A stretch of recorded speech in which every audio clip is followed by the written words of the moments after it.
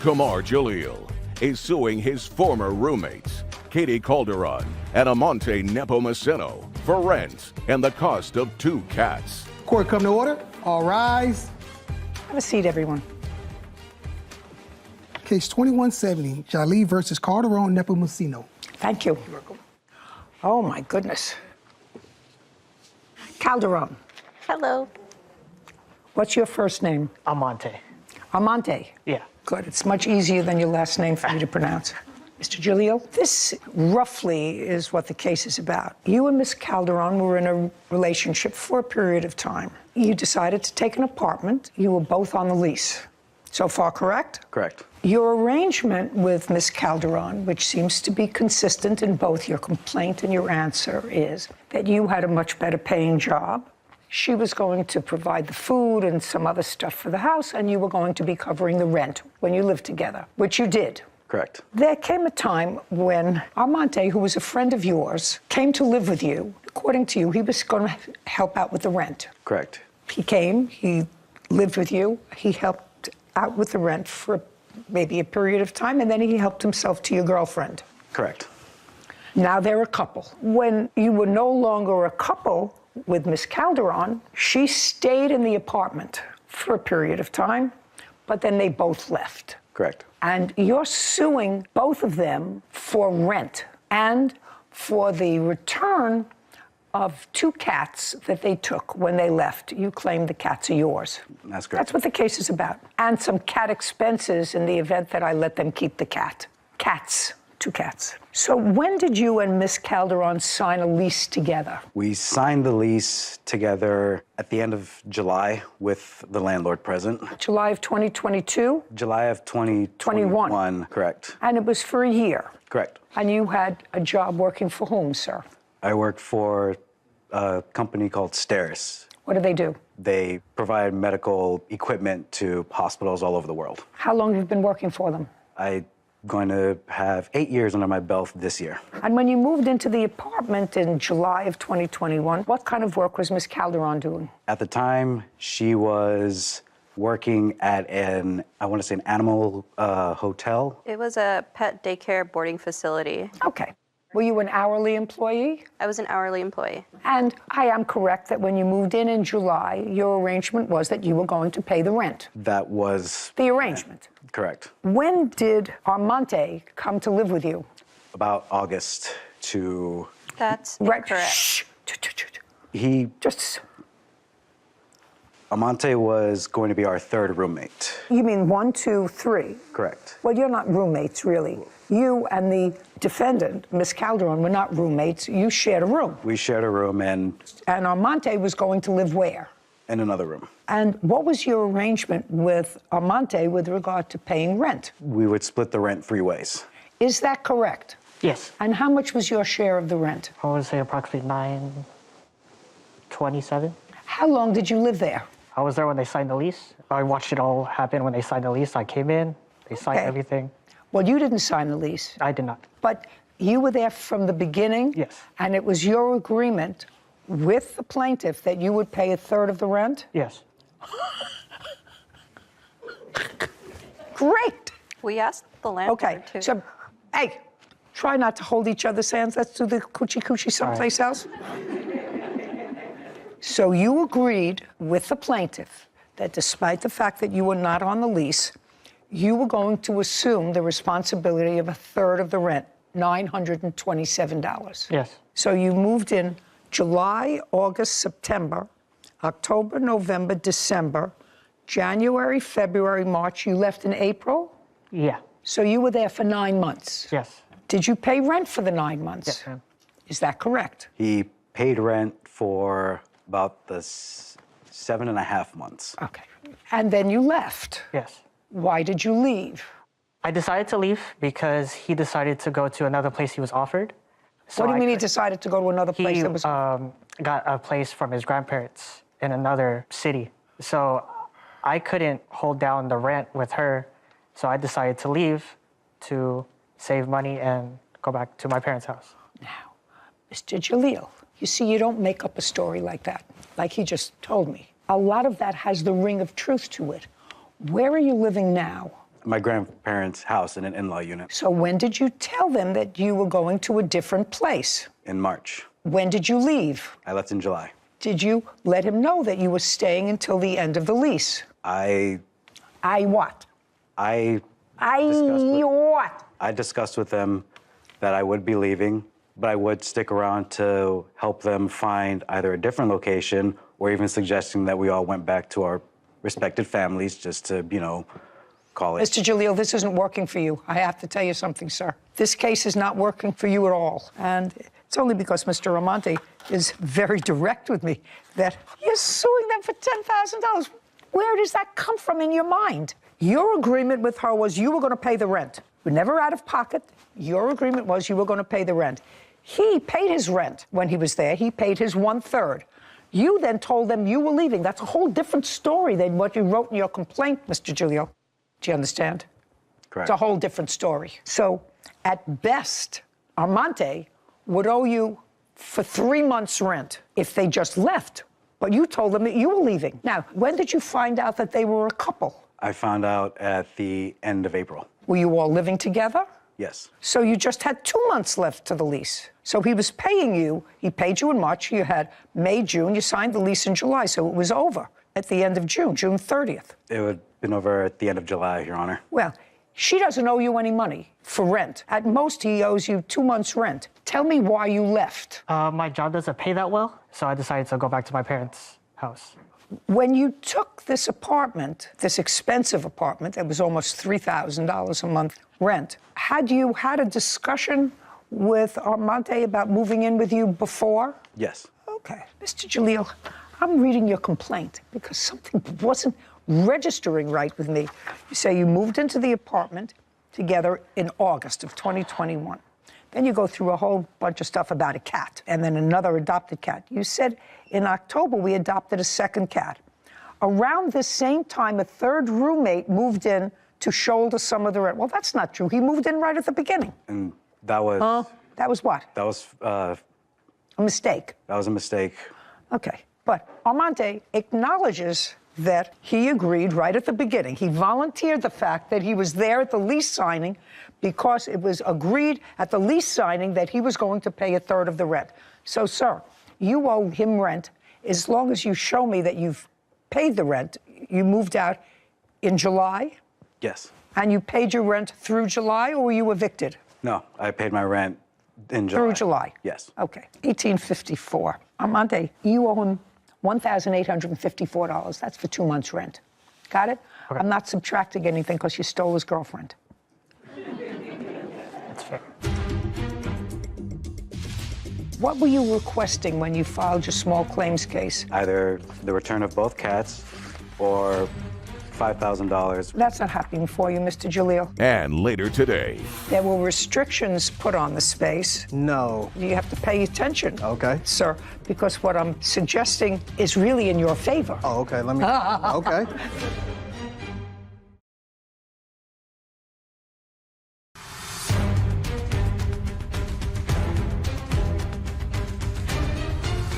Kamar Jalil claims his former roommates, Katie Calderon and Amante Nepomuceno, are wrongfully keeping his cats and owe him rent money. Now let's deal with the issue with the cats. She doesn't owe you any rent. That was not your agreement with her. You moved out in July. August, September, October, November, December. 5 months ago, she's had both cats, right? Correct. She says they're her cats. When did you first file a small claims case? September of 2022. What were you requesting when you filed your small claims case? Be careful. I was requesting either the return of both cats or $5,000, which was the accumulated expense of not just the cats, but also the expenses of our dogs as well. So any animal expenses for Okay. the time. That's not happening for you, Mr. Jalil. When the cats were either registered or went to the vet, whose name is on the sheet as owner? I believe it was Ms. Calderon. Is that correct? That's correct. And she owns the cats, and she's had them for the last 5 months. I suggest that you go and adopt 2 more if you want some more cats. Do you understand? Yes. You were living together as a couple. However, your friend Armante has to pay you for the couple of months' rent that he didn't, because he says, not you, he volunteered that was your agreement from the very beginning. So he owes you $1,854. We're finished. Thank you very much. This court is adjourned.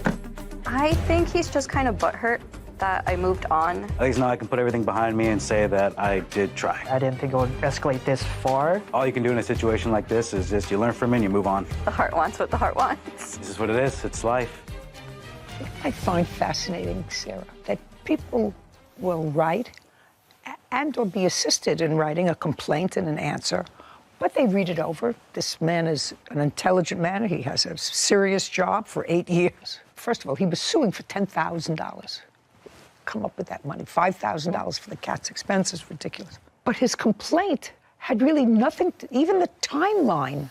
As your clerk, I know that is a pet peeve of yours when I don't understand they it. don't match up. If you're going to tell a lie, at least tell a consistent lie. right. I think the right thing happened. I think the defendant friend admitted himself that he owed the Well- rent, and that was great, even though he probably should have just kept his mouth Zipped it. shut. But Had not said I was there when the lease was signed. This was always our agreement. I was going to be the but third. he was roommate. honest, which we always appreciate, and so I think the right thing. So I think he needs to, like you say, put a period, move on. move on. Anyway, all happy, and they look happy. They couldn't keep their hands off each other. Case number 2172, Foster Gardner versus Menzel. All parties, please come forward. Jamar Foster and Sean Garner are suing record producer Livin Manziel for event costs after Livin canceled their Halloween party. Who's Mr. Garner? Mr. Foster. Right here. Are you going to be speaking? You're standing in the speaking spot. Yes, ma'am. Okay, great. According to what I read, the defendant rents a music studio. Is that correct? I rent a facility in which I own a music studio. You rent in someone else's building. Yes. And you're recording people.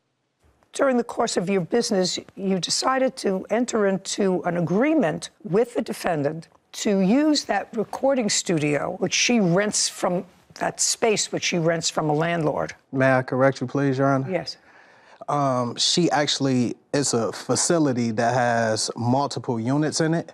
She runs a studio, and then there's other event space inside of that same facility. Okay. Give me an idea of how large the space is. I believe we were quoted something like 5,800 square feet. And so you have a music studio, and around it is other open space. Yes. You decided to go into some sort of a business with her. You wanted to run events, Yes, ma'am. social events, nothing to do with the music studio. Absolutely not. Is that correct? Yes. And according to you, you gave her $6,000, Yes, ma'am. sort of front money, to start using that space. Yes, ma'am. Subsequent to giving her the money, according to you, there were restrictions put on the space, on the number of people you could have, the kind of parties you could have, etc. No, absolutely. I apologize. Well, you have to pay attention, Okay. sir, because what I'm suggesting is really in your favor. Oh, okay. Let me. Okay. So, is really in your favor, so you have to think. Okay. Subsequent to giving her, that means after giving her the money, restrictions were put on the kinds of events and the number of people you could have in the space. Is that true or not true? That is absolutely true. No, that's not. I'll get to you in a second. Okay. And you want your $6,000 back. Yes, ma'am. And That's what it's about. The defendant does not deny that you gave her $6,000. And then I'm going to hear what her defense is. So I want you to tell me, when, for the first time, did you have a discussion with the defendant about going into this business venture where you would front the money and whatever events you would have there, you would reap the benefit, the financial benefit from that? When did you have that discussion with her? Okay, so we met living at the end of August of 2022. We actually signed the agreement pretty fast. We signed the contract agreement on September 1st. May I see the agreement? Yes, ma'am. There was no agreement signed, so I don't know how it could be signed. She keeps arguing that. Just a yeah. second. Could you be quiet? Yes, ma'am.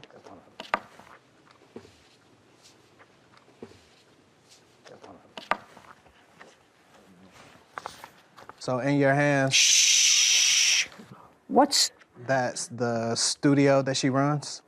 Sarah, You have to sort of explain it, because I don't see signatures. You know, I'm used to looking at contracts where people sign things. But I know you can sign things by DocuSign now. Your signature isn't on here. Yes, ma'am. And, That looks like a signature from a DocuSign or some sort of online. okay, is that you?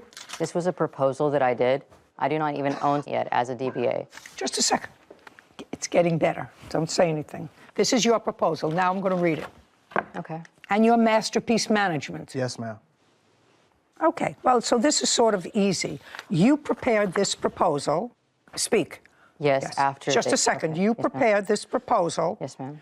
And as a result of this proposal, you received and deposited $6,000.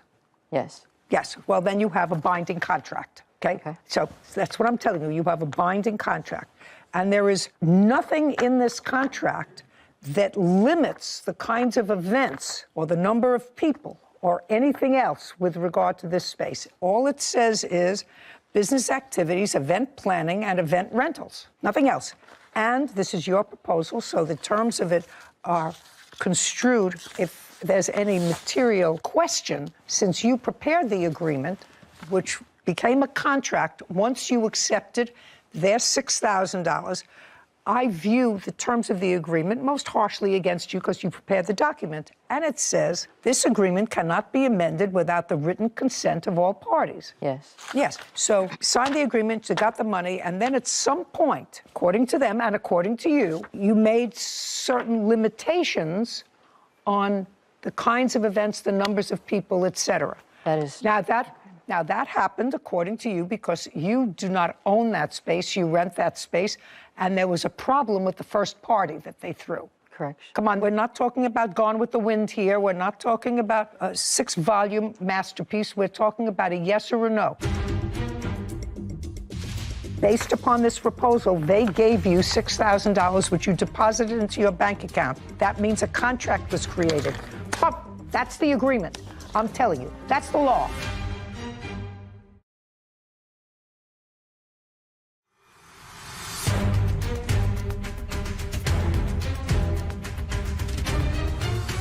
Jamar Foster and Sean Garner claim record producer Livin Manziel broke their agreement by canceling their event. Livin is countersuing for the costs of a recording session. Okay, there was a party that got out of hand. Yes, ma'am. Okay, and after that party that got out of hand, too many people or whatever it was, your landlord complained. Yes. Okay, and it was after that that you told your two partners that We are not partners. Yeah, according to this, you are. We didn't finalize the agreement. This is a finalized agreement, madam. I just said to you, I want you to pay attention. This is your proposal. Based upon this proposal, they gave you $6,000, which you deposited into your bank account. That means a contract was created. That's the agreement. I'm telling you, that's the law. Okay. You prepared the proposal, you signed it, they said, okay, and they fulfilled their part of the agreement by giving you $6,000, which you accepted. Got it? Got it? And you can't, according to the agreement that you prepared, modify this agreement any other way than a written contract signed by both parties. You can't change the rules. Did you know that this was rented space? We didn't have all of the details about the place. Well, see, next time you should know what you're dealing with, whether she's the owner or whether she's not the owner, whether she's a renter, whether she has the ability to rent out to sublease for events. I mean, all these things. Before you give somebody $6,000, you should know that. Okay. And you had one event at the space? No, we actually didn't get an opportunity to throw any events at the space at all. The event that you were speaking of, she had partnered with another group of promoters and individuals to throw that party. So you didn't have anything to no, do we with didn't. that? What was it, a Halloween party or Yes, something? it It was a was. Halloween party. But that wasn't with you. No, that wasn't. Is that correct? He was a part of the Is event. that correct? That No. it was with other people? Yes, it was correct. It was with other people. They were just associated with the event. They worked at the event. And I don't care whether they worked at the event. You received money from other people for an event. Yes, ma'am. Well, Yes, let's be clear. And after that event, you imposed additional restrictions on the use of the space. No, Your Just a second. Hold on a second. They knew about the event. Hold on. Can't tell me what they knew. This is your contract. They called a fire marshal. My landlord contacted me that the neighbors were complaining, people were parking on their lawns 90 minutes into the party, but it was not their party. Somebody else paid you for it. The next party they wanted to throw involved minors, and I told them absolutely not. Yes, ma'am. I just made it clear what types of events would be approved. Well, you can't do that. I'm just telling you, you can't do that. Ma'am, I'm not allowed to throw events that have out drugs for children. You have to understand something. You can do whatever you want as long as you put it in a contract. You prepared the contract. This contract is silent as to any restrictions on the space for events. So you have to give them their $6,000 back because they didn't have an event. They got nothing of value for their $6,000. Correction. They were managing an artist whenever I met them that they were responsible for paying. So I'm countersuing them for $1,050. Just a second. Okay. $6,000 they get back. Okay. Easy? That's a contract case. Now, you have a counterclaim, and your counterclaim is for $1,000 because you say they owe you that for a rental that they did for an artist that they manage. I provided my services as a recording artist and a music producer for their artists. I provided them with 2 exclusive beats. Well, show me the contract with them. I have. Just show me the contract with them. There was no contract. Judgment for the plaintiff in the amount of $6,000. Counterclaims dismissed. We're done. Thank you very much. This court is adjourned. I was just trying to have a proposal, not a finalized agreement. Well, I appreciate us getting some type of justice out of the situation. They came in wanting to do multiple things, and I was excited for my small business. We tried as much as we could to help out and make sure that we increase the revenue streams inside of that business. They're actually going to be hosting hookahs with children at your event in your space. I'm not comfortable with that. To ever associate us with any type of drug use or abuse, especially involving children, that was just an inaccurate claim. I think it's better just to part ways. Move over to bigger and better things. I was going to tell you I had the invitation, per se, for the event for Halloween that they had put together. So they put a lot of time and effort into planning the party. It seemed very legitimate. There was notes about security. There was notes about no alcohol, food and drink will be provided. So I could tell that they had put in a lot of effort to hosting this event.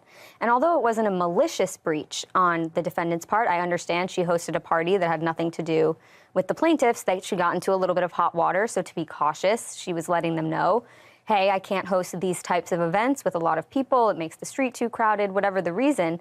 However, I disagree with you because I would have given them the full $10,000 that they were asking because although not a malicious breach, and I understand her concern after having the incident with the previous party, but that's not their fault. You believe that the difference between the cost of one venue to another should be ascribed to them. It's interesting, but the $6,000 was to cover a lot of events. This is one event. So I see your point now that you put it that way. I just think if you were going to make them whole, they should receive their expectant damages as well, or whatever they relied on based on the contract. I accept your opinion. Sure. Is suing her client, Ronald Webster, for unpaid wages while working as a home aide. Court come to order. All rise. Have a seat, please. Hello, Judge. How are you, Kevin? Good, good. Case 2168, Gallen versus Webster. Thank you. You're welcome. Ms. Gallen, you are a home health aide. Yes, ma'am. Did you go to any particular school or have any training to be a home health aide? Well, I went to CNA nursing school, so I'm CNA? What is certified nursing assistant. And you've been doing that for over a decade? Correct. Do you need any license in the state where you're from in order to be a CNA? CNA, yes. Caregiver, no. But you have a license from CNA? Yes, ma'am, and also have a license for a medical assistant. Now, there came a time when you answered some sort of an ad by Mr. Webster. Mr. Webster had a mother who was ill and needed some assistance in caring for her. Are you a working man, sir? Yes, Your Honor. What kind of work do you do? I'm a caterer and a DJ, and also a driver. Do you get any salary from any of those jobs? It ranges from job to job. We're building Usually, how much? For DJing, a couple hundred. Couple of hundred for how many hours? It's basically by the job, the location, things of that nature. So it can vary. Caterer. Catering, we're building a family business, so basically getting started with it. Probably made as much as $1,800 before for a catering event. So again, it was brand new prior to the pandemic. Okay, and what's your steadiest source of income? Driving as of now. How much do you make approximately an hour driving? Now, probably $22 with the subtractions for $22 an hour? Yes. Is that with or without your tips? That's with tips. Did you always live with your mother? I lived with her for quite some time. Say within the last 10 years. Within the last 10 years, I moved out 3.5 years ago. Due to illness, I was staying with her, so I was not really able to work. During that time, I went to school to become a caterer, cook, etc., culinary school, business school, because I did have aspirations to open a restaurant eventually, or a catering business eventually. So you didn't live with your mother for the last 3.5 years? No, Your Honor. What kind of illness did she have? My mother was diagnosed initially with COPD. I forgot exactly what those words are, but it's a pulmonary, it's with her I know breathing. it's COPD, it's a pulmonary disease. You're better than me. Then there's also emphysema, along with some other things that I was not made aware of until she passed away. How old was she? 68 years old. A kid? Yes, Your Honor. How long was she bedridden? From when to when? November 23rd until her death date of April 30th. So all the time that the plaintiff took care of her, she was bedridden? Yes, Your Honor. And was your mother pretty strong-willed? Yes, very much so, Your Honor. And the COPD and emphysema was in all probability, at least in part, if not in all, attributed to her smoking. Yes, Your Honor. Now, according to your complaint, Ms. Gallion, you worked for Mr. Webster in taking care of his mother, with whom he didn't live. Is that correct? Yes, Your Honor. Did anyone else live with her? My son lived with her. How old is he? He's 29 years old now. What does he do? He was working at the time for Tesla. He was, but he's no longer. No longer. But at this time, he was working for Tesla? He was working for Tesla. The whole time? Yes, Your Honor. The whole time right? from being released from the hospital up until her death day, yes, Your Honor. Now, the house belonged to your mother? Via rent, but yes, Your Honor.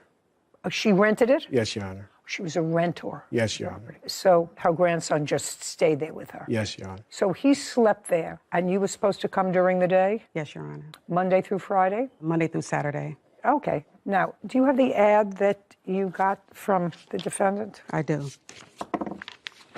May I see it, Kevin, please?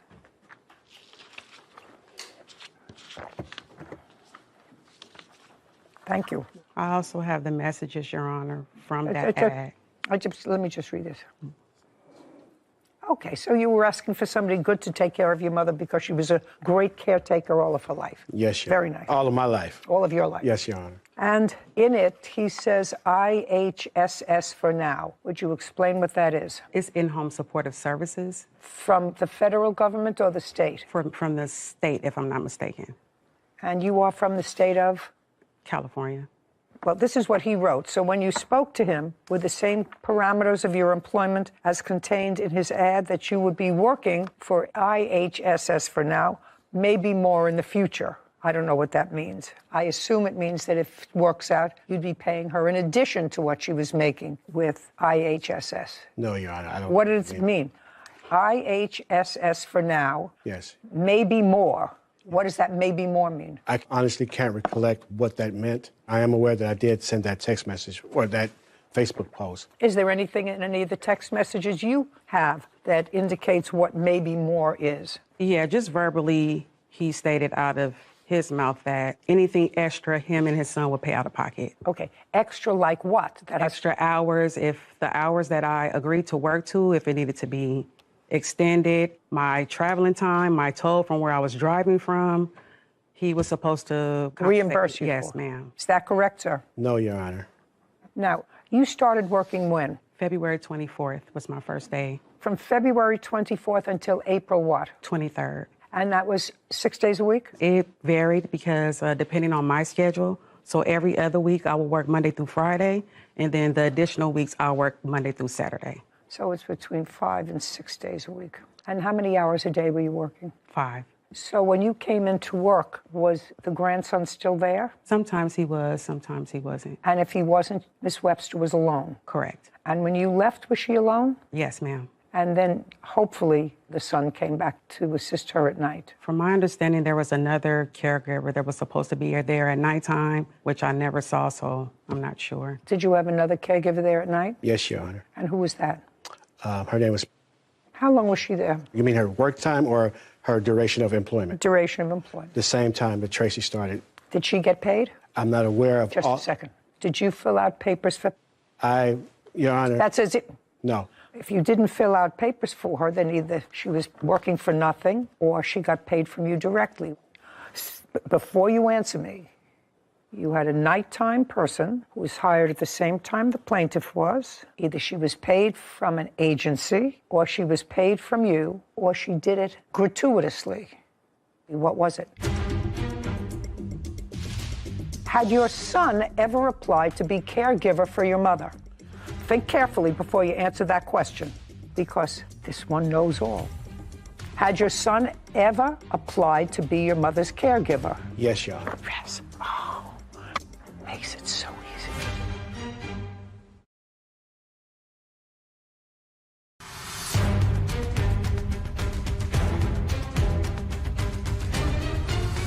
Tracy Gallen claims her client, Ronald Webster, owes for unpaid wages. Now, the agency, was she paid from an agency? Yes. Don't say yes if she was not. If she was not paid by the agency because she didn't get paid, then say she never got any money from the agency. And if you never filled out any paperwork, she couldn't have gotten paid by the agency. Correct. Well, why don't you just... Let me rephrase that, because this is where the trepidation comes along. Neither of the caregivers were properly inputted into in-home supportive care system. So there's an allotment that is allowed where caregivers can work in hopes of having a large lump sum payment once they get their paperwork, background check, and everything else taken care of. So up until the 29th, no one had gotten paid because no one had their paperwork taken care of yet. So it's on the 29th when that starts to come about. So I personally never signed any paperwork for neither of the caregivers.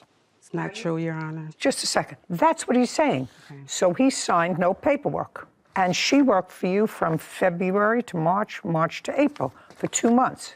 How much did you pay her in the 2 months that she worked there? Out of my pocket, I paid her $110 with a caveat. It was the first time that she worked on a Saturday. I asked her to do so because I had... Just tell me how much you paid her. $110. Anything else? Because I had a calendar DJing event. I was not fielding anything up until that point. Mr. Webster. Yes, ma'am.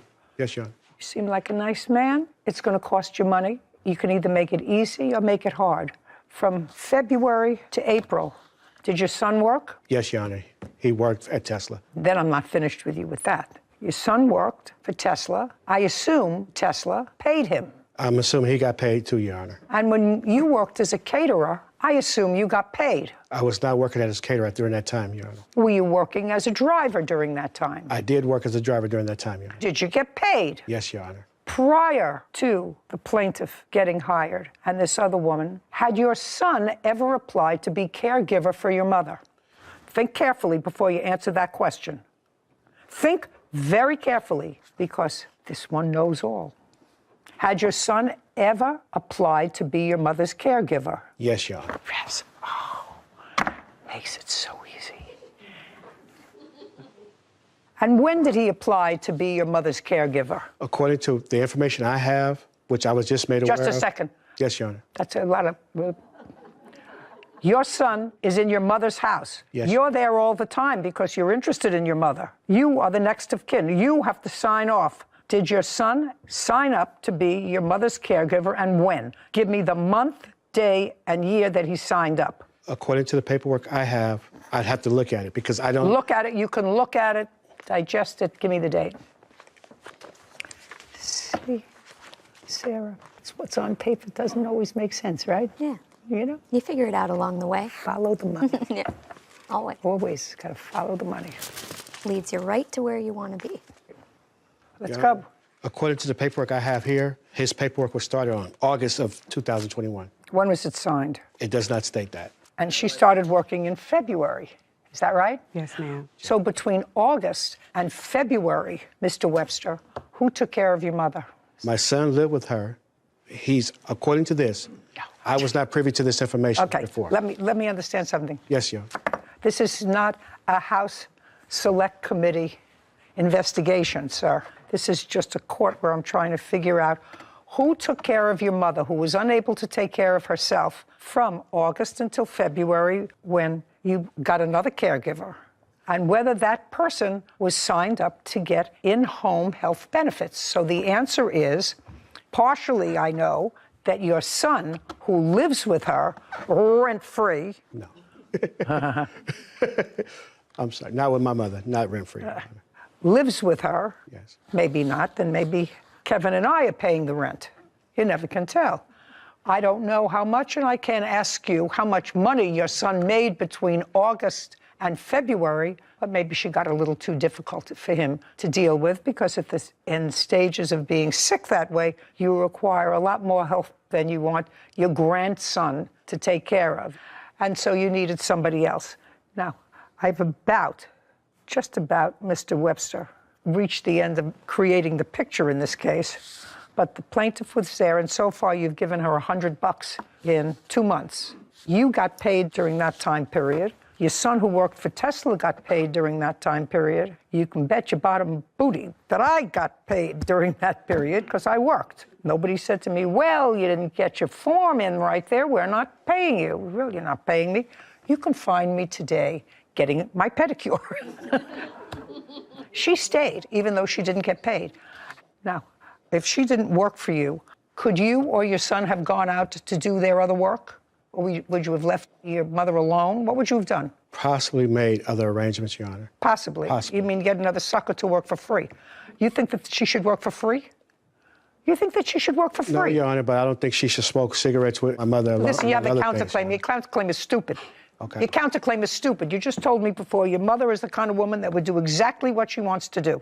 And what you think yourself, since you're not there and off doing your thing, somebody who's terminally ill, not getting better. You knew that, right? I did know that. You did know that. And if your mother chose an easier way to go than the one you selected for her, that would have been her prerogative. That's also a fair statement.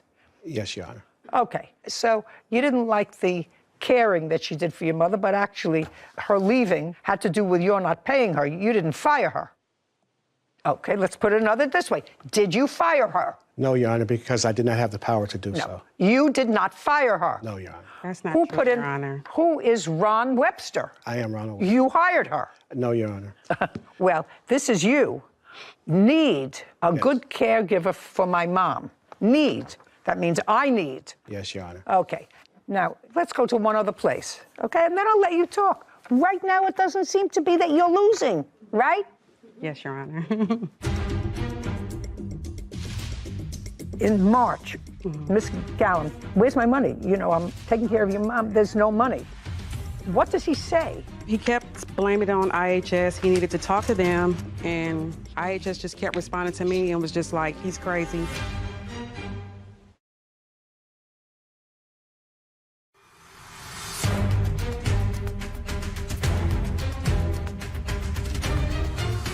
Tracy Gallen is accusing her client, Ronald Webster, of refusing to pay her after caring for his mother.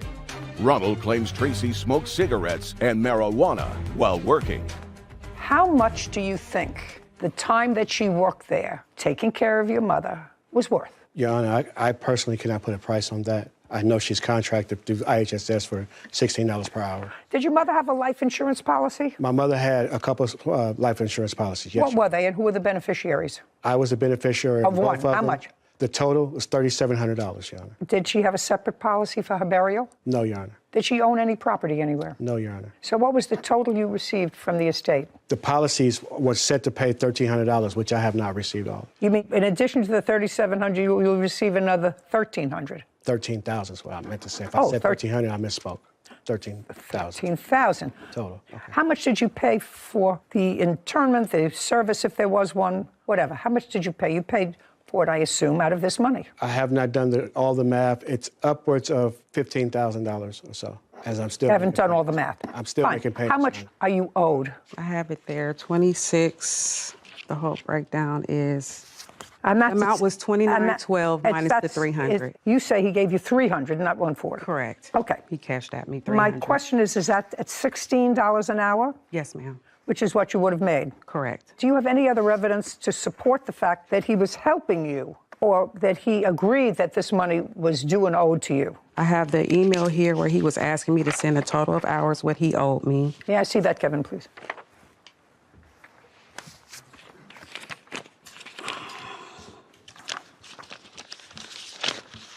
And then this is also the payment that he did pay me, the $300. Well, this is from you. Yeah, he asked me to send that to him because he kept acting No, confused. but this is from you to him. Correct.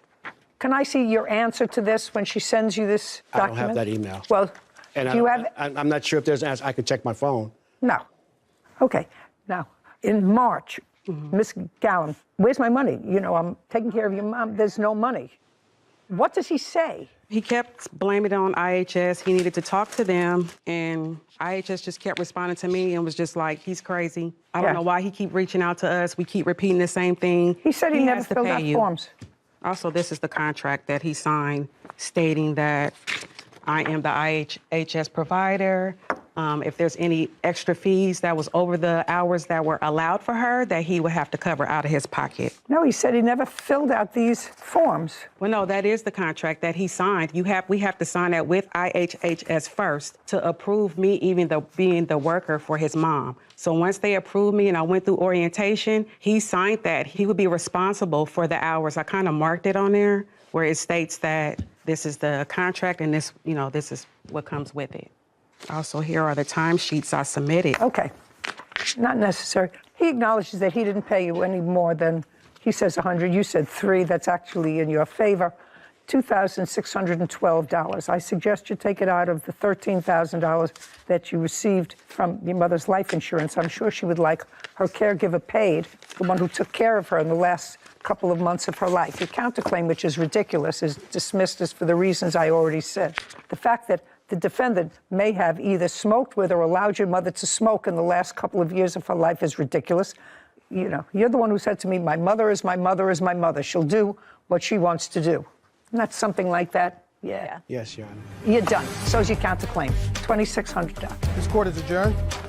My mom's death. I've been doing everything I can to make sure that she was taken care of. And, it's unfortunate. I'm really happy with the decision today. I was glad that she was able to see through all the lies and everything. The plaintiff would give her cigarettes to stash for her so she would not overindulge herself smoking cigarettes. Yes, I would go and get her the cigarettes because that was her last thing that she wanted, so. At best, while taking care of my mom, she did a pretty good job with that. I've never denied that. I've also wanted her to get paid. Just blamed it on IHHS and there was no really reason for him not to pay me at all. I've been ready to put it behind me. This has been a nightmare since my mom's death and right before that. So I'm certainly glad to get it behind me. I really did give her the best care that I could, She was happy. She was very happy, so I'm okay with everything. Cases like this are sad, but it really shines the light on the whole sector that is elder law. And there's so many federal and state programs to make the elderly and vulnerable feel more comfortable, to be able to stay in their home, to be able to pick their own provider. But unfortunately, because of all the overlap and lack of oversight, there's a lot of fraud that takes place with the most vulnerable population. And like you were just talking about, your mother is the one that you rely on for a majority of your younger years, to keep you alive, bathe you, feed you. And towards the end, it's just unfortunate that they don't receive the same care as we do in the beginning. Yeah, that not being watched as carefully by the people that they cared for. Yeah, but the plaintiff here surprised me. I mean, working 2 months, 5 days a week. And she stuck with the job. For no money and no real end in sight for when she was going to be paid. I respect her for that. She obviously cares about her business and about her craft as being a healthcare worker, so I appreciate that, but it shouldn't fall on kind-hearted people like that to take care of our elderly. Maybe. Not sure. Yeah. I think that not everybody is fortunate enough to have children. Yeah. If you have children that fit into that mold. And I think that it's wonderful that the state, for those people that don't have loving families to support them if they're sick or elderly, for the state to provide a mechanism for those people to get from their bed to a bathroom, to another room, to a meal, perhaps. I think it's wonderful. I think that this country, Sarah, can't do everything. Yeah. And I know that we discussed a moment ago, not bringing in another case, but to me, when you don't give money to somebody who did work in the betterance of society, and you send stimulus money to prisoners who were there because they did something wrong, and you send $1.2 billion in stimulus money to people who are serving life terms in prison, to me, doesn't make sense. But perhaps somebody will Straighten me out. Come. Atkins is suing vehicle owner Kelly DePanger for damages and lost wages from a car accident. Court come to order. All rise. Have a seat, please. Hello, Judge. Case 2165, Atkins versus DePanger. Thank you very much. Welcome.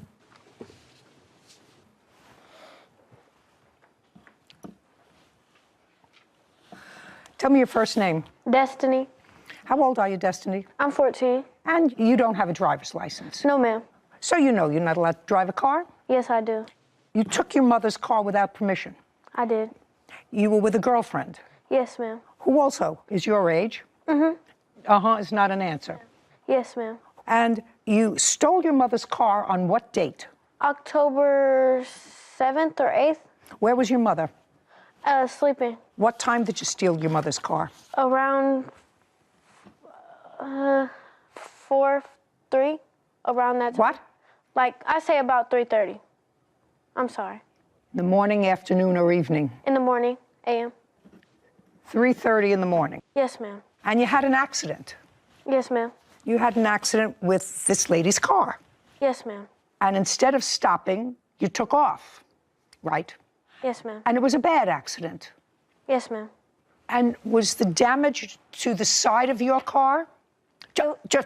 Was the damage to the side of your car? No, ma'am. Passenger side? No, ma'am.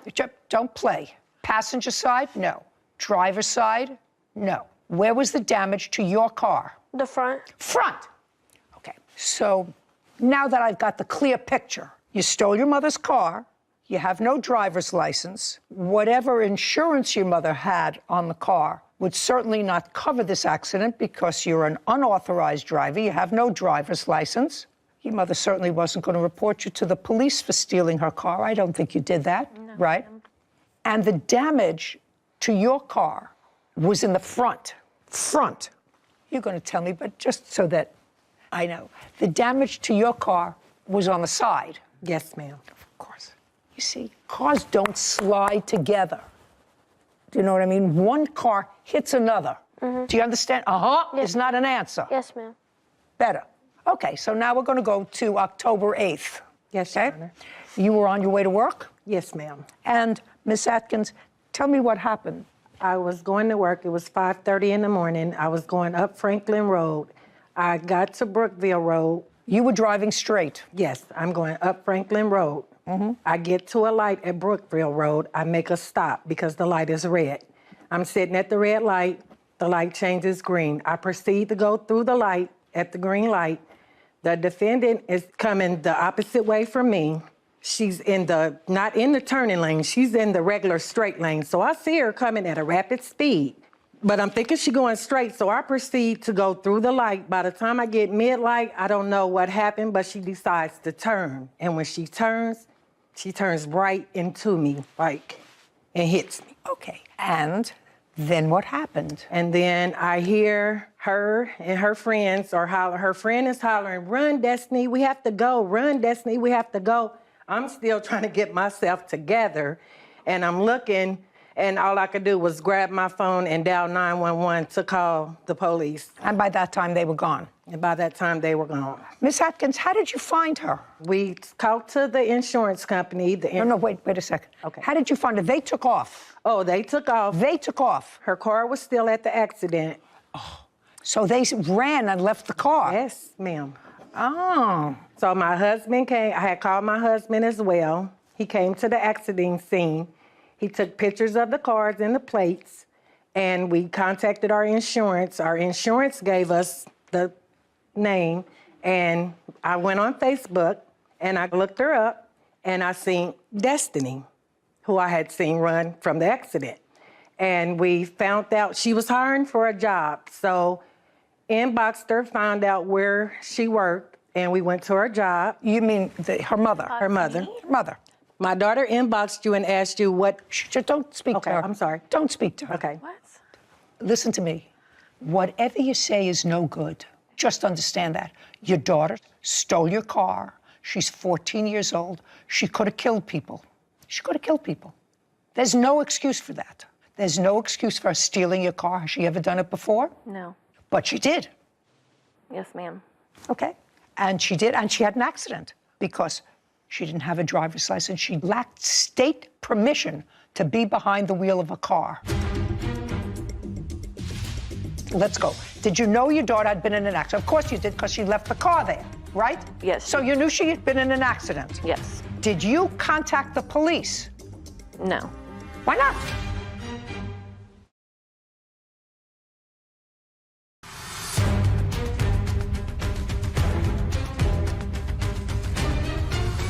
Tanya Atkins claims vehicle owner Kelly DePanger owes for damages after Kelly's 14-year-old daughter crashed into her car. So she didn't have a driver's license. She lacked state permission to be behind the wheel of a car. But she still harassed me, though. What? At my job. She harassed me at my job. Just a second. Did she contact you first? As far as... Just as anything, contact, No. email. So I don't know who her daughter was. You're going to, what? I didn't know who her daughter was trying to contact me on Facebook. I don't. Did you know your daughter had been in an accident? Let's go. Did you know your daughter had been in an accident? Of course you did, because she left the car there, right? Yes. So you knew she had been in an accident? Yes. Right? Did you contact the police? No. Why not? She came to the house freaking out and, you know, in panic of her getting in an accident. And my daughter So is what did telling you, just a me... second, so what did you do? What did you do? Your daughter stole your car. I see the picture of the accident. The picture of the accident clearly shows that your daughter hit her car. Your daughter's car is the gray one. This is the very first time Just a I've second. seen this. Well, I'm telling you, when you have front-end damage, that means you hit somebody. She's wrong from the get-go. So I'm asking you, she came home, you told somebody, did you call the police and say, listen, my 14-year-old daughter took my car without permission, there was a bad accident, I hope nobody was hurt. Did you do that? No, I did not. No, of course not. You waited for somebody to find you. No, not necessarily. Well, what do you mean not necessarily? Unless you contacted somebody, did you go back to the... I was under the impression that they called the police. Just a second, what would give you that impression? Your daughter ran away. She said that cops were called. How did she know the cops were called? She ran away. What? The cops were there. One of the cop had spoke to me that night. I was after the accident. No, before. I mean, yeah, after the accident. But well, the accident happened 3:30 in the morning. The officer spoke to you at night. That's after the accident. Yes, ma'am. But there's a fire department right by where we got into an accident at, and there was a police car parked while I was fleeing the scene. And he had asked me what I was doing, and I told him that I was fine and that there had just been a car accident. And he went. And the policeman told you to leave? No. You stopped and spoke to a policeman that there had been this kind of car accident, that you were driving with that, and the policeman told you to leave? Okay. Did you notify your insurance company? Unfortunately. That's either a yes or a no. No, because I don't have insurance. It lapsed. Double whammy. So your daughter follows in her mother's foot. This is the example that you're setting. She's driving your car without a license, and you have a car that has no insurance. That's a great lesson. And so what happens is a perfect storm. Your car without insurance, driven by your unlicensed minor child, causes a stupendous accident where someone could have been killed. You don't call the police. Did you go and look at the scene of the accident? It's either a yes or a no. Not the scene. No. The scene. I'm talking about the scene of the accident. Your daughter came home. Did she tell you right away what happened? Shh. What time did your daughter get home? About 7 or 8 in the morning. Well, where did she go after the accident? Did you ask her? She was waiting for a ride. She had woke me up in my sleep and told me about the accident. So the accident that happened 3:30 in the morning, according to her, or 5:30. So she was driving around for a couple of hours before the accident happened 5:30. An hour and a half later, she woke you up? Yes. Is that what you're telling me? Yes, ma'am. And did she tell you where the accident happened? Yes. And what did you do? 7:30 in the morning. She had a terrible accident. She told you where it happened. Did she tell you that she ran away from the accident? Yes. What did you do? Well, she does have severe asthma. Just to say, I don't care whether she has severe asthma or not. It's irrelevant to me. I'm asking you what you did.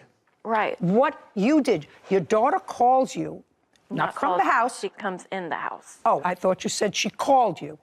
Not important. She came into the house at 7:30. She told you that you stole the car, went for a joyride with her friend, whatever language she used, and she had a very bad accident. The car was demolished. Right? Yes, ma'am. What did you do? 7:30 in the morning. I want to know what you did. 7:30, 8 o'clock, 8:30, 9 o'clock. What did you do? She wakes me up. I'm freaking out. She's freaking out. I don't her care asthma. freaking. I don't care freaking out. It's did you not do? relevant. Don't speak to your mother. I'm asking your mother a question. What did you do? As soon as she told me that, I was freaking out about it, and I went into mommy mode because she was outside in hours, cold, waiting for a ride. So, and she was having asthma problems. She was in a panic. So I immediately, I was trying to figure out what's going on, but I also wanted to make sure that my daughter was okay. Oh, that takes a half hour. So I That went takes a half to hour. her What did you room, do at 8 o'clock? and I gave her a breathing treatment. What's that?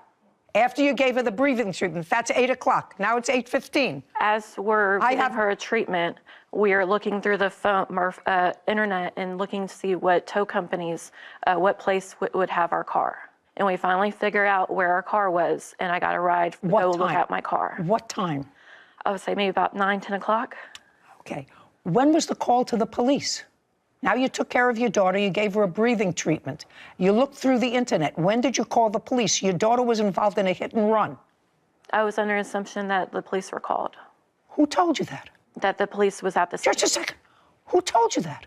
She ran away. Well, I do know that the car got sent to a police, impound, towing company. You didn't know that until you looked it up. Right. I'm asking you when you called the police. So I The knew answer that- is you did not. No, I did not. Okay.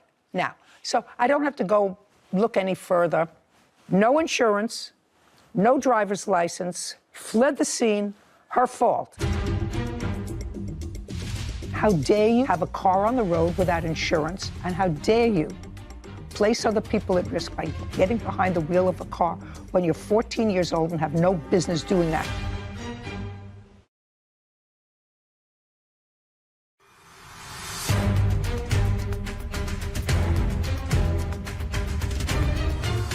Tanya Atkins is accusing vehicle owner Kelly DePanger of refusing to pay for damages after Kelly's 14-year-old daughter crashed into Tanya's car.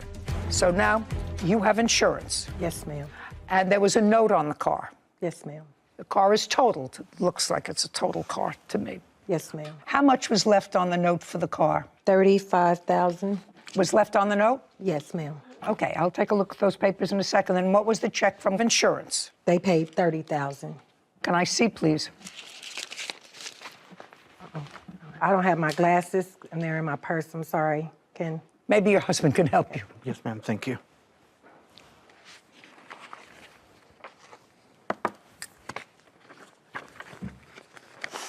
Thank you. Yes, ma'am. So am I correct that they paid you $35,749? Is that what they paid you? That's what they paid the dealership. Yes, ma'am. $35,749.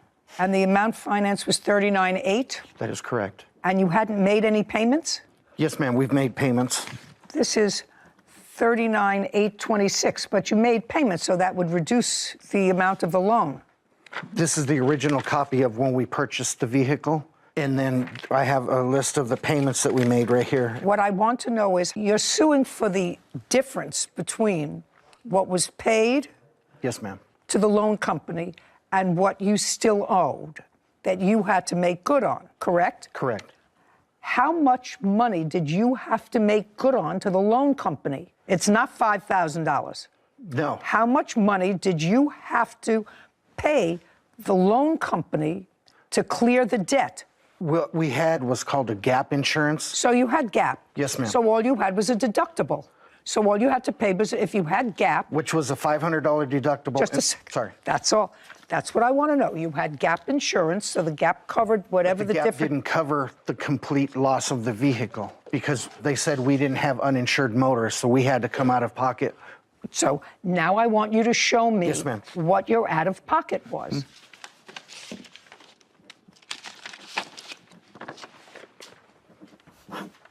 Thank you. Yes, ma'am. I'm not understanding this. You want to tell me what the out-of-pocket is? Gap paid. How much? The rest besides 17. $17.56. Yes, ma'am. That's what we owe out of pocket. Okay, not $5,000. No, $17.56. Yes, ma'am. Okay. Well, that certainly has to make you whole. I knew it wasn't $5,000 because Yes. it says you had gap insurance. Yes, ma'am. Great. $17.56. Now, you were taken from that accident scene to the hospital? Yes, ma'am. Which hospital? To Community East. Were you taken by ambulance? Yes, ma'am. Did you stay in the hospital? No, ma'am. Okay. Did you have any uncovered medical bills? No, ma'am. Were they all covered? Yes, ma'am. Okay. So your out-of-pocket expenses $1,756. Yes, ma'am. And the discomfort that brought you to the hospital? Yes, ma'am. And I have a lost wage paper from my employer as well. I'd like to see it. Also, if I may say, ma'am, we had to rent a car, obviously, because her car was totaled, and the bill is in there as well. Mm-hmm. Mm-hmm. Well, your out-of-pocket expenses, including your lost wages because you didn't work a full shift, you are an hourly employee. Those expenses, your car expenses, the $17.56 all amount to about $3,000. You're suing the defendant for $8,000, right? Yes, ma'am. I'm awarding you the $8,000. How dare you have a car on the road without insurance, and how dare you place other people at risk by getting behind the wheel of a car when you're 14 years old and have no business doing that? Do you own or rent your own home? We rent. You rent. Do you work? At the moment, no. Were you working then? Yes. Okay. What happened to your job? That's what you're going to tell me. You're going to tell me she came and she harassed you at your job. Tell me how. They both did. Well, No, not both. Her. The Plaintiff. Well, her husband is the one that did the talking. And he said? And he told me, I have never seen the accident until now, so I have no idea. I believe my daughter. Well, you shouldn't. Why would you believe a thief? No. And a liar? Believe what happened. But why would you believe a thief and a liar? She may be a thief and a liar, but she's not stupid. If the plaintiff hit her, she would have stayed at the scene because she got hit. Doesn't that make sense to you?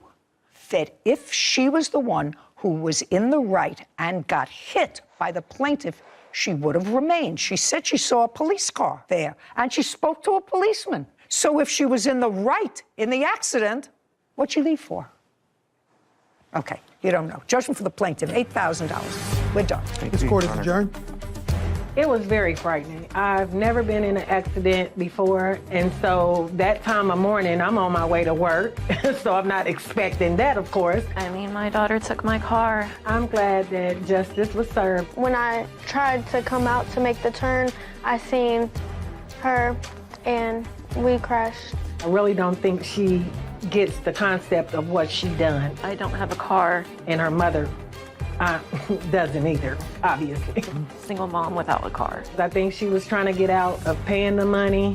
I mean, I immediately went into, mommy mode because of her asthma issues. And I think she also was only concerned about her daughter, which is another big issue to me, too. But I was frantic. I didn't know what to do. You didn't never once mention, well, I wanted to check and see if the plaintiff was okay. I mean, my daughter could have been way worse. I'm just happy she's still here with me. Make sure you watch your kids. I've been a single parent as well. I raised 3 kids and I've not had to deal with this situation. Don't lay your keys around. I will never understand parents like the defendant who cover for their children who have done outrageous things. If I came home and told my father and my mother that I stole their car, was 14, driving a car, and fled the scene of any type of accident, I would need a breathing treatment after they were done with me. That is how it should be, because that is how you raise responsible, accountable children, to raise them into adults. I couldn't agree. Kara Simmons is suing her former friend, Jania Freeman, for water damage caused by Jania's 14-year-old daughter. Court come to order. All rise. Have a seat, please. Hello, Judge. Hello. Case 2180, Simmons versus Freeman. Thank you. You're welcome. Miss Simmons, how long have you known Miss Freeman? I met her in the 3rd grade. I've seen her a few times since then. And you were having a party for one of your kids? Yes, my oldest son. How old is he? 12. And it was a house party. And was she invited? She was invited. I invited everybody from my Facebook, my family, and my friends. How many people did you have? There was about 10 kids that came. And one of those children was the defendant's daughter, who was 14? At the time, yes. Is that you? Yes. Could you stand up next to your mother? Tell me your first name. Miari. And did you come with one child or more, Miss Friedman? Two. Your daughter and who else? My 11-year-old son. And at some point in the party, the kids went outside.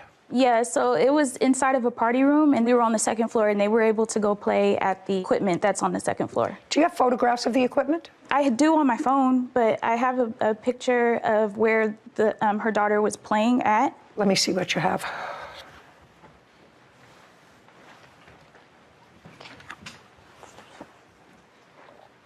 Okay, come up here. Is this where you were playing? Yeah. On the grassy area? More like, so it was three of us. We were all sitting right here, and I just so happened to be like more inside of the plant. I just want to know whether you were in the planter or outside on this grass. In here or out here? Both. So you were both? Yeah. Okay. Now you can go back. Great. Just for my information, what were you doing in the planter? Well, more like I was like on top of it, not necessarily like in it. I wasn't trying to be in it, but my friends were sitting down and they were talking, and I didn't want to sit, so I was standing up on it. Standing up on this is not my question. Were you in the planter where the plants were? Yes.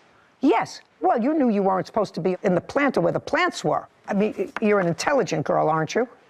Yeah. So you knew you weren't supposed to be in here. Yes. Right. Okay, that's all. You know, I mean, we're not talking about a homicide here. We're talking about being someplace you're not supposed to be, in the planter. So it was just the three of you outside. Yes. The two kids who were sitting on the edge of this planter where you're supposed to sit, and you who were both on the edge and inside the planter. Yes. Okay. Tell me what happened with the head of a sprinkler system while you were out there. So what happened was we were talking and playing, and I was running around, so I was going from it on top of it, trying to be tall, running off the grass onto the steps, onto the planter and stuff like that. And somehow, I'm not really sure, I don't really remember, but the green thing that was in it, I don't remember what made me notice it, but I do remember that my foot had made contact with it, and I started to notice it, and I was looking at it, and then I was like, something's wrong here. I seen the top to the green thing, and I felt like that may have been me who removed it, so I thought to put it back. And as I was trying to put it back, it was being mad difficult. So I started jumping on top of it to make sure it stayed on top. Let's get back to you. At some point after this happened, you were contacted by the landlord of your facility. Yes, but I didn't know that she was outside doing that. I don't care. She's just acknowledged that she did it. Why would that bother you? It doesn't bother me. Well, then it's not relevant. She acknowledged that that's what happened. She was in the wrong place. She broke something.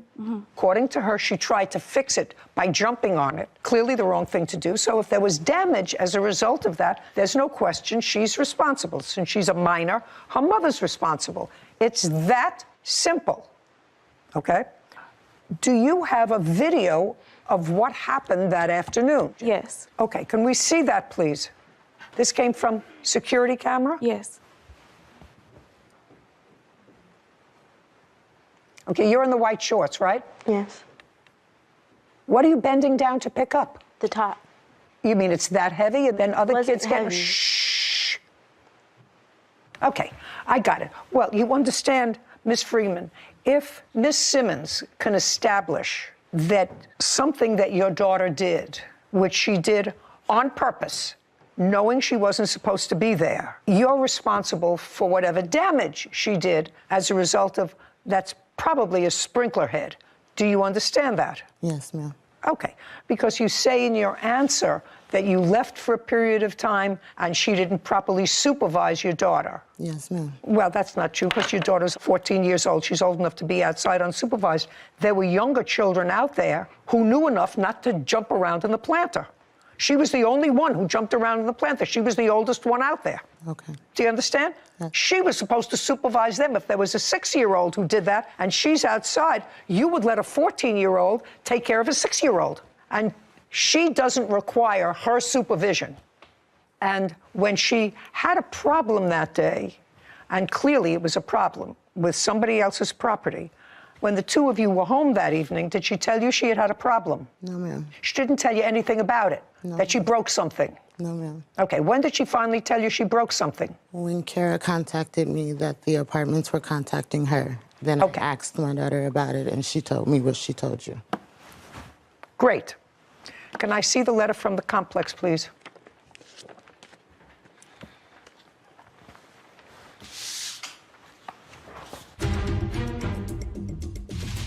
Do you know how many children she has? She has 3 children. So she's dispossessed from her apartment. That's 4 people who are homeless.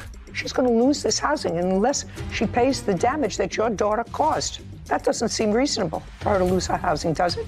And later today, There's no question in my mind that you left this mess because she was quadrupling your rent. But you were annoyed.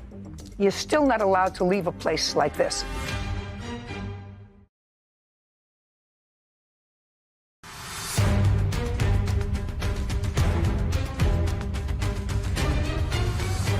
Kara Simmons claims her former friend, Jania Freeman, owes for water damage caused by Jania's 14-year-old daughter. So what this says is that they looked at this video because they tried to determine what caused the leak in a commercial business operating in the building. The leak caused substantial damage, $9,927 to be exact as a result, because this was a water pipe and it was broken. Okay, and it tells her that unless they get this $9,927, she's going to lose her housing, right? Yes. Your fault. What can I tell you? Don't let your mother ask. I'm asking you, what's the issue? You caused the damage. Whether you accidentally hit that pipe initially, you knew you shouldn't have been there. And it's clear that whatever you were doing, you were jumping with full force with both feet on that pipe. That's clear. You tried to pick it up. You leaned over at least twice to try to pick it up and then put it down and then stomped on it. Clearly, you weren't supposed to be there.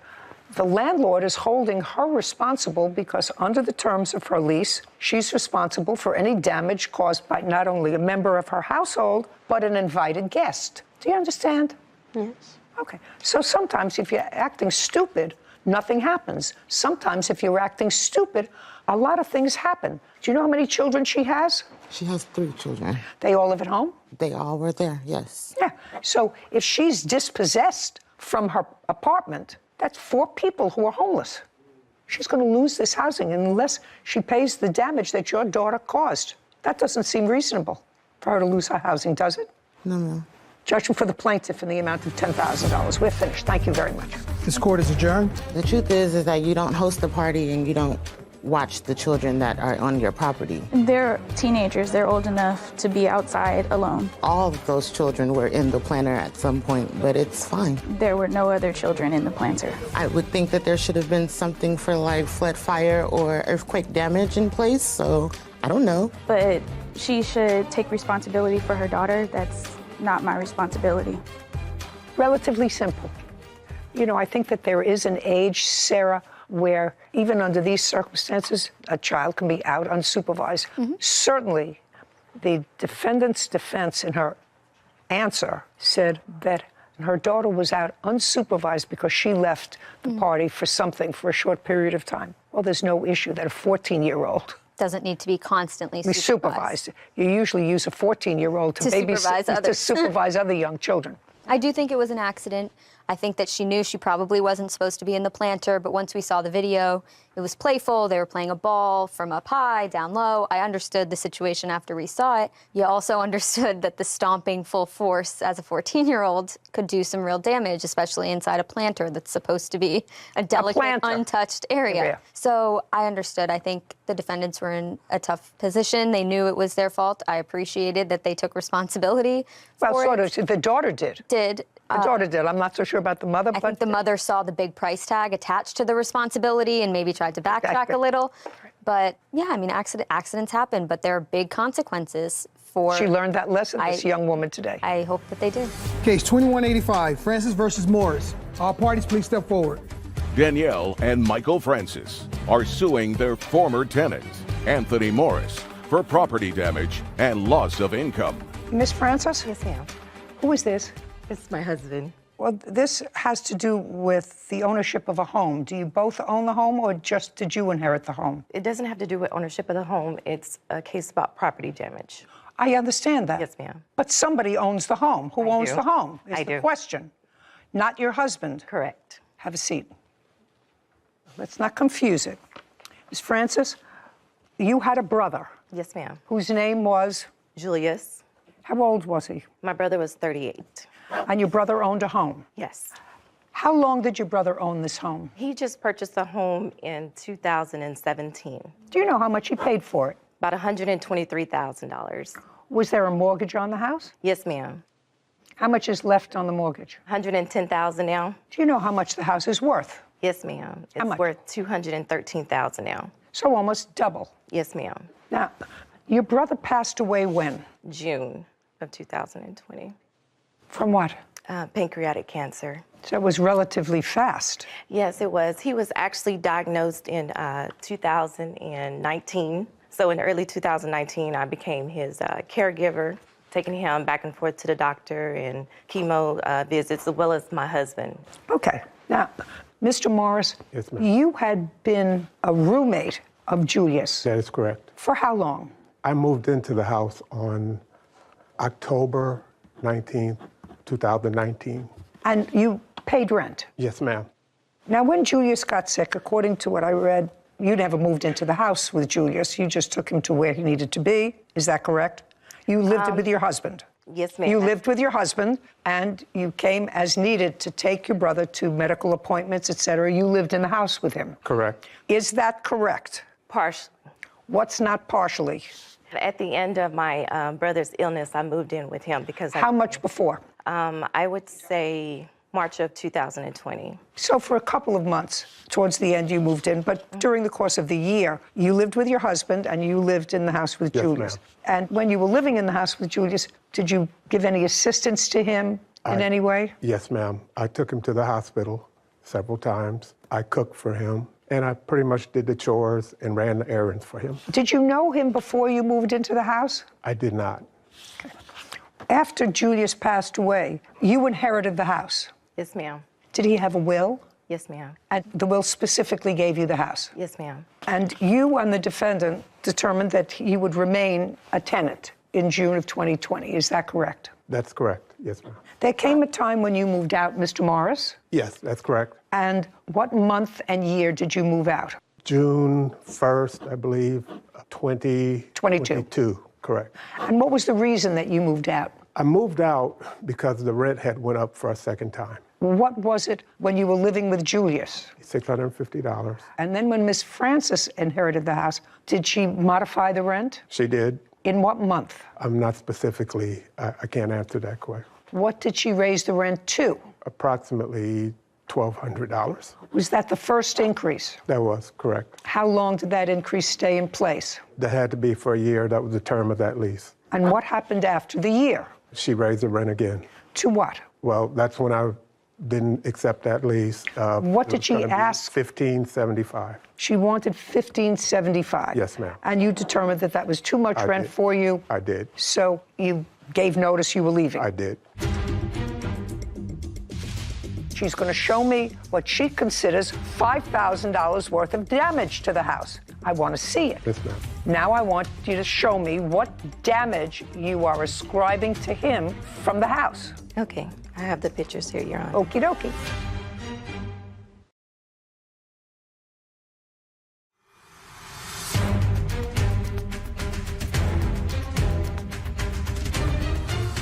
Danielle and Michael Francis claim their former tenant, Anthony Morris, damaged their property while renting from them.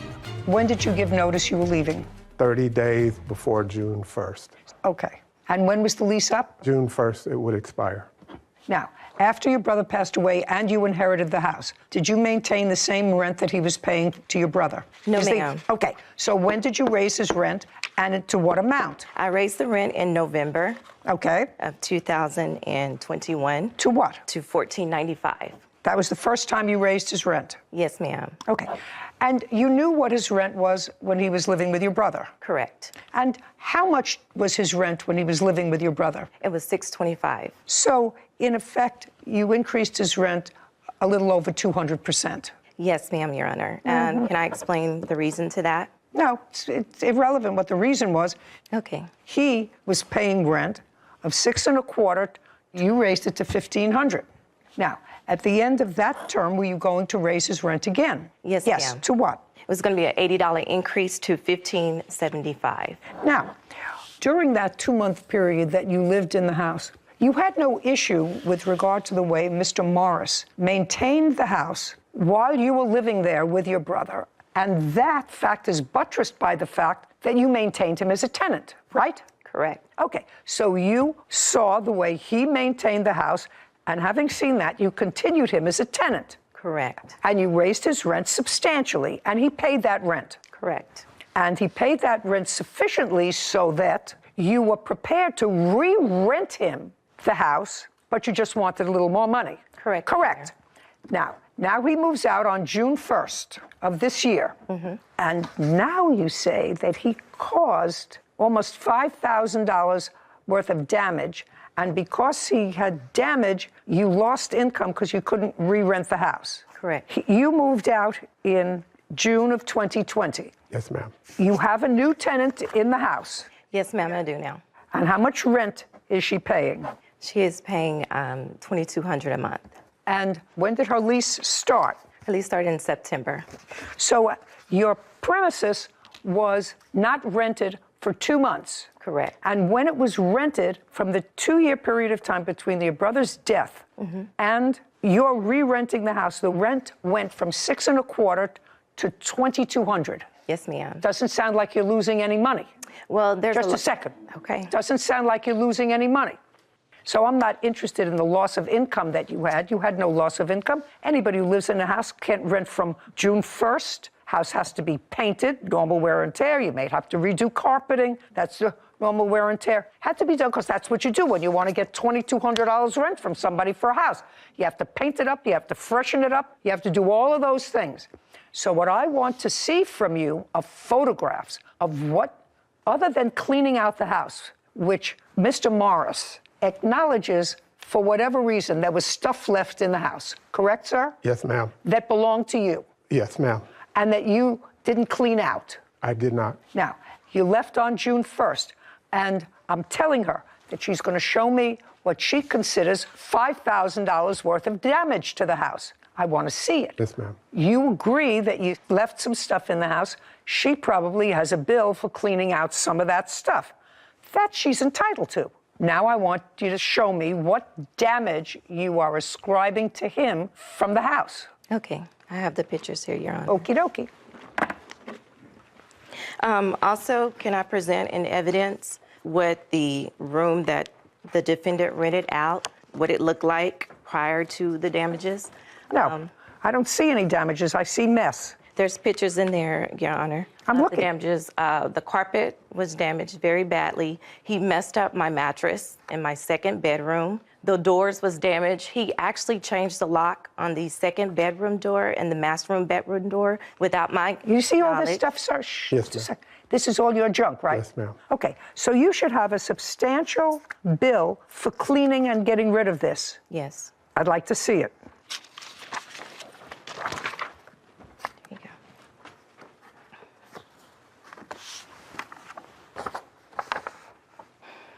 So you paid $760 to clean out the house. Yes, ma'am. Make it move in clean.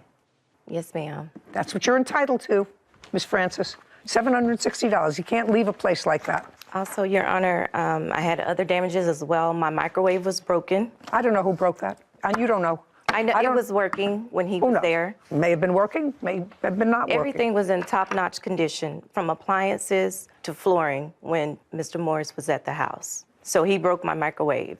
Fix it. I have fixed it, and I'm asking for the cost of a replacement for a new one. No, wait. Why not? Because I'm not convinced, madam, that somebody who, according to you, helped you with your brother, was there and supportive for the last year of his life. He certainly left a mess, which, you're not supposed to do, sir. I understand. You're not supposed to leave a mess. And this is clearly a mess. And there's no question in my mind that you left this mess because she was quadrupling your rent.